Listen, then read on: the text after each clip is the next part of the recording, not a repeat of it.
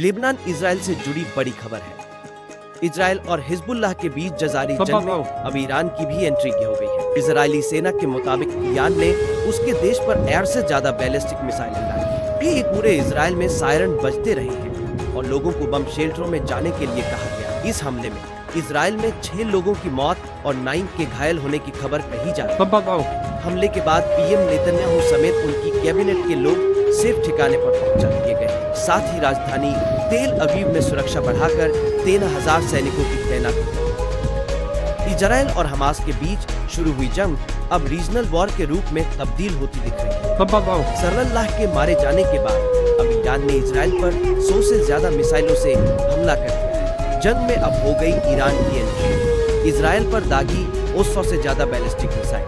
सही वहीं ईरान ने इस मिसाइल हमले के बाद पहली बार बयान जारी किया है। ईरान ने कहा कि उसने बदले के लिए ये अटैक किया है। ईरान ने ये भी कहा कि ये हमास प्रमुख इस्माइल हानिये और हिजबुल्लाह प्रमुख हसन नसरल्लाह की हत्या को समझते हैं। ईरानी सेना की एलीट यूनिट IGRC ने कहा कि ये शहादत के लिए बदला है। इजराइल पर ईरान के बड़े मिसाइल अटैक के बाद अमेरिका भी सक्रिय हो गया है। अमेरिकी राष्ट्रपति जो बाइडेन ने इस हमले के बाद अपने मंत्रिमंडलीय सहयोगियों के साथ बड़ी बैठक की।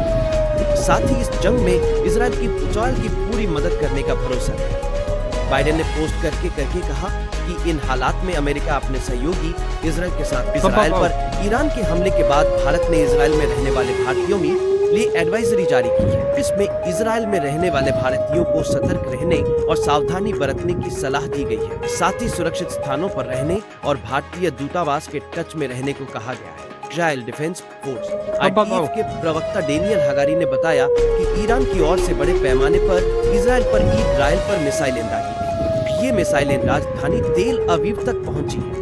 ईरान के इस अटैक के बाद इजराइल का एयर डिफेंस सिस्टम पूरी तरह हाई अलर्ट पर है। लोगों से बम शेल्टरों में शरण लेने और बचाव के लिए सरकारी निर्देशों का पालन करने की अपील की जा रही है।